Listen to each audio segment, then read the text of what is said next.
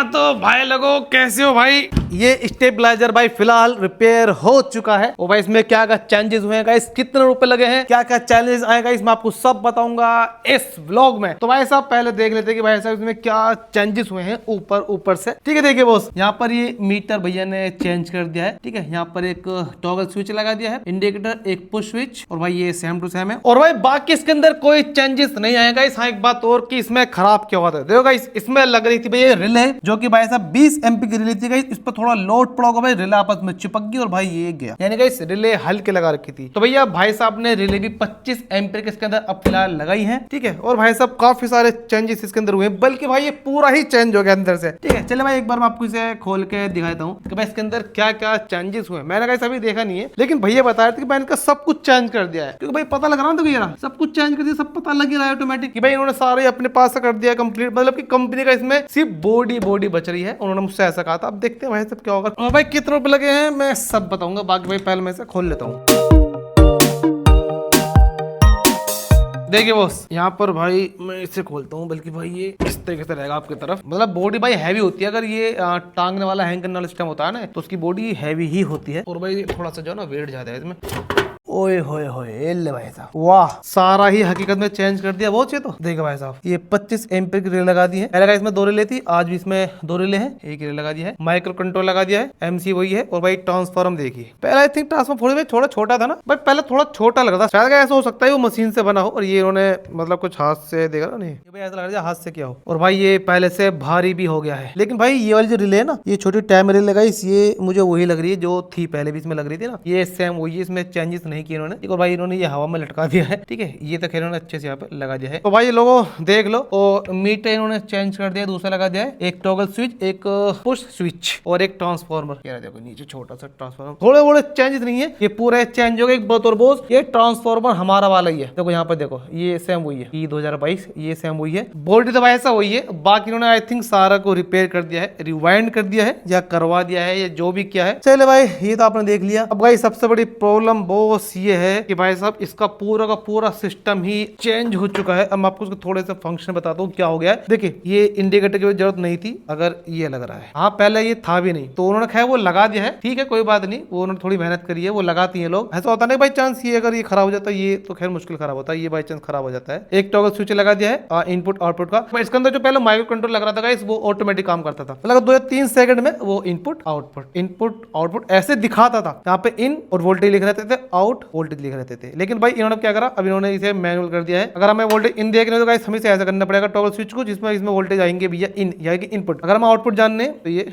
ऐसे रहेगा। और एक बात और गाइस, ये 30 सेकंड बाद ऑन होगा, जिससे गाइस जो फ्लक्चुएशन है ना उससे हम बच जाएं, मतलब कि हमारा जो उपकरण वो बच जाए, एक ही बात है, हम बच जाए। वो उड़े हम उड़े, एक ही बात है। एसी खराब हो गया, हालत तो मेरी ही खराब होनी है ना, ओनर की खराब हो रही है, क्योंकि भाई साहब पैसे ऐसे तो देगा नहीं, ऐसी कितनी ऐसी हो जाती है ओनर की। ठीक है, तो भाई साहब यहाँ पर 30 सेकंड बाद ही ऑन होगा। जो बिजली का फ्लक्चुएशन है, या एकदम स्लाइड आगे भग जाती है, बहुत हाई वोल्टेज आगे एकदम भग जाते हैं, या ऐसा होता है कि भाई ट्रांसफॉर्मर फूक गया है और मतलब कि ओवरलोड हो गया कुछ, तो भाई प्रोटेक्शन के लिए 3 सेकंड का ये टाइम इसमें लगा हुआ है। और भाई अगर हमें इमरजेंसी में से ऑन करना हो तो इस पुश बटन को ऑन करके हम इसे ऑन कर सकते, ऑफ नहीं कर सकते। ठीक है, और इस एमसीबी से देखो बॉस, हाँ देखो ये इसके वायर हट रहे हैं। ठीक है, तो ये वाली एमसीबी चालू नहीं है, सिर्फ एक इन्होंने ये वाली एमसीबी ऑन रखी है। तो भाई लोगों मैं आपको बताऊं कैसे कैसे काम चल रहा है स्टूडियो का, आपको पता नहीं भाई कितनी मजबूरी कितनी मुश्किल में इसमें काम चला रहा हूँ, और आपको दिखाता हूँ। वैसे आपको पता मैंने दिखाया था कि वैसे में क्या लगा रखा है। देखो भाई साहब जुगाड़ से भाई ये लगा रखा है स्टेबलाइजर, और भाई ये मैंने बंद कर रखा है, क्योंकि भाई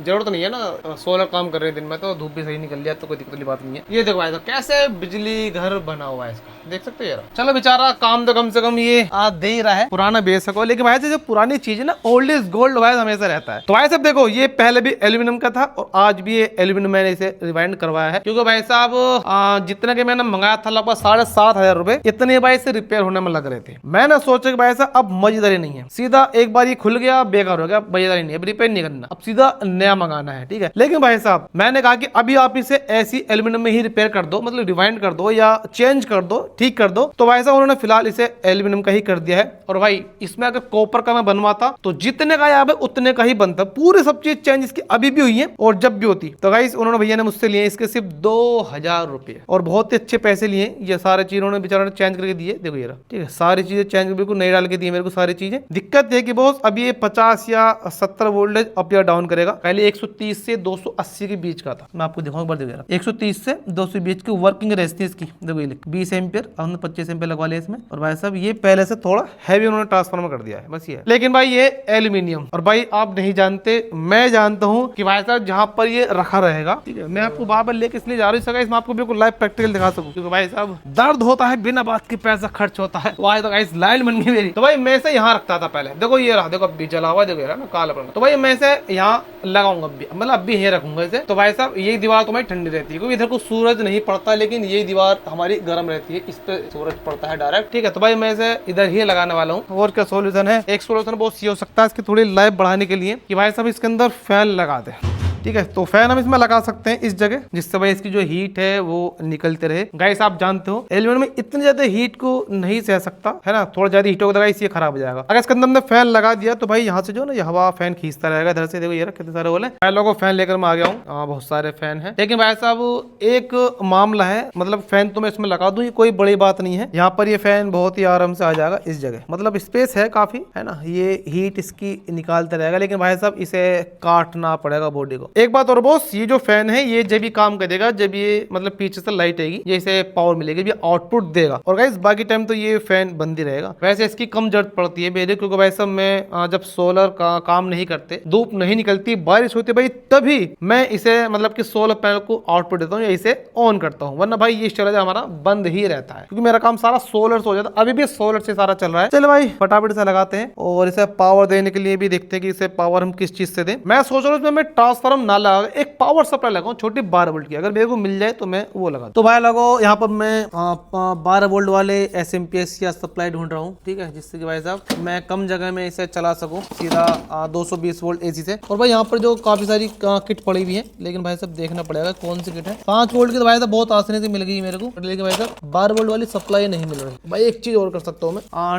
ट्रांसफार्मर लेस पावर सप्लाई बना सकता हूँ कैपेसिटर से और डायोड से रेक्टिफायर बनाकर। चले भाई अगर ये मिलता ठीक है, वरना भाई वही काम करेंगे। लेकिन भाई उतना तेज नहीं घुमा पाएगा इसे फैन को, पर ट्राई करने में क्या जा रहा है, ठीक है। हाँ तो भाई साहब मेरे को कोई भी सप्लाई नहीं मिली 12 वोल्ट की, ना कोई चार्ज मिला, सारे के सारे 5 वोल्ट निकले, ठीक है। तो भाई साहब मैंने क्या की ट्रांसफार्मर लेस पावर सप्लाई बनाई। यहाँ पर आप देख सकते हो 400 वोल्ट 225 जी कैपेसिटर है, एक कैपेसिटर गाइस मैंने यहाँ लगाया और भाई ये देख सकते हो यहाँ पर 3.2 वाट का है। लेकिन भाई साहब एक प्रॉब्लम है कि भाई ये चल तो रहा है कि इतना तेज नहीं चल रहा कि जैसे कि मतलब एम्पियर कम है ना, ये मतलब करंट काफी कम देता है आउटपुट। और ये आप देख सकते हो गाइस, मैंने छोटा फैन भी लिया है, ये 5 वोल्ट का है, ये देखो 5 वोल्ट, ठीक है, हाँ 0.16 एम्पियर और ये 5 वोल्ट का चार्जर है। तो भाई आप एक बार इसकी दोनों को देख सकते हो, मतलब ये भी अच्छी हवा दे रहा है। मैं आपको एक बार इसके साउंड सुनाता हूँ, मतलब हवा का साउंड, हवा की साउंड।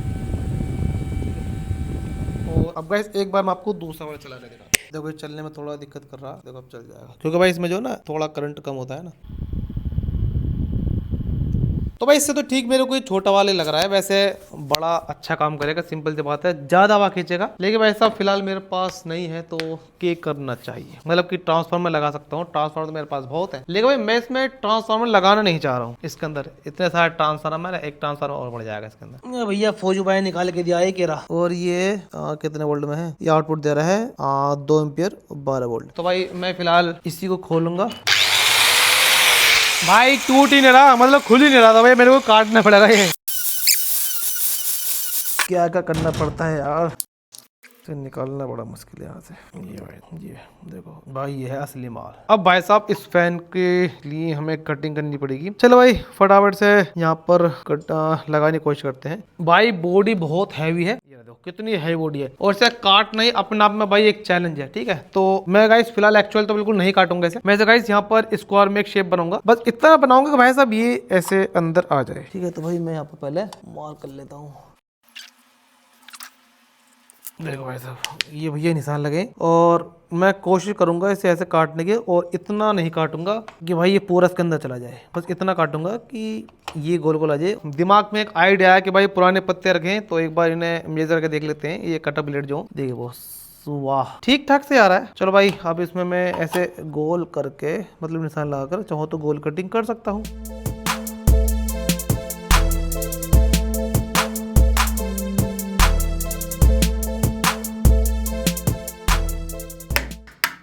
लगभग मैंने गोल ही काट दिया है। देखो देखिए भाई लोग, कितना रेटिंग आप इसे देना चाहोगे? अब इसकी थोड़ी सी फिनिशिंग में और कर देता हूँ जिससे भाई ये हाथ में ना लगे। उसके लिए गाइस मेरे को ये इंग्रेविंग टूल और लेना पड़ेगा। हाँ तो भाई लोगों लगभग भाई ठीक है। हाँ अब ये देखो यार ठीक है, मतलब इसकी जो चिप्स थी वो निकल चुकी हैं जो हाथ में लग सकती थी। अब भाई साहब हमारा जो फैन है, ये पंखा है भाई, ये देखो भाई साहब। चलिए भाई अभी से फटाफट यहाँ पर होल करके लगा देते हैं। हाँ तो भाई साहब ये बिल्कुल मस्त कंप्लीट हो चुका है, ठीक है। और भैया मैंने इसके आउटपुट में वायर लगाया है, मतलब कि स्टेबलाइजर के आउटपुट में, जिससे भाई साहब इसे वोल्टेज पूरे मिले, ठीक है। और भाई मैंने टेस्टिंग के लिए ये लगाया पतला सा छिलका वाला केबल। चलो भाई मैं इसे आपको एक बार टेस्टिंग करा के दिखाता हूँ, ठीक है। ये 30 सेकंड बाद ये चलेगा। अगर मुझे तुरंत से चलाना हो तो भाई मैं इसे पुश कर सकता हूँ। हाँ देखो चल गया, और आउटपुट आ रहे हैं 207 वोल्टेज ये दे रहा है आउटपुट, ठीक है। देखो भाई कितने तेज चला फैन। मैं गाइस आपको फैन दिखा दूँ, अब फैन बड़े चला है, मतलब आपको आवाज़ जब भी लगेगी जब गाइस मैं आपको आवाज़ सुनाऊंगा, वरना इतनी देर आ नहीं रही है।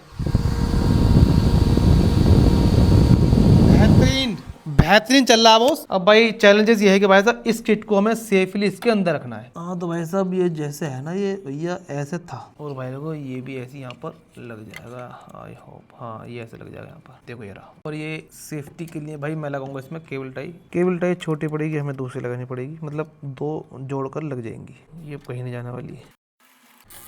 देखो भाई ठीक है, अभी देखो कहीं नहीं जाने वाला, ठीक है। ये रुक गया है। भाई आपको एक बात और बता दूं, मैंने इसमें स्विच क्यों नहीं लगाया है भाई, इसलिए नहीं लगाया, हो सकता है मैं इसमें हीट सेंसर लगाऊं, जैसे भाई वो हीट हो जाएगा ट्रांसफार्मर तो भाई ये ऑटोमेटिक फैन चालू हो जाएगा, तो वो हम बाद में देखेंगे। अभी फिलहाल गाइस 1-1.5 महीने की गर्मी और है, तो भाई अभी से चलने देते हैं जब तक है पीछे से लाइट आएगी, मतलब पीछे से मतलब की पीछे से लाइट आती है मतलब जब तक नीचे इलेक्ट्रिसिटी मीटर लगा होता है ना, उससे जब भी मैं चलाऊंगा, कभी कभी मुझे इसकी जरूरत पड़ती है, बस मैं कभी भी चलाऊंगा, वरना मेरा सारा काम सोलर से हो जाता है। जब मुझे लगेगा भाई मैं इसमें सेंसर लगा दूंगा कि भाई जैसी हीट होगा ट्रांसफार्मर या स्टेबलाइजर तो ये ऑटोमेटिक चल जाएगा, और कूल होने पर ऑटोमेटिक बंद हो जाएगा। सबसे बड़े है स्विच की जरूरत नहीं है, वो भी एक तरह का स्विच का काम करेगा, बस ये ऑटोमेटिक हो जाएगा।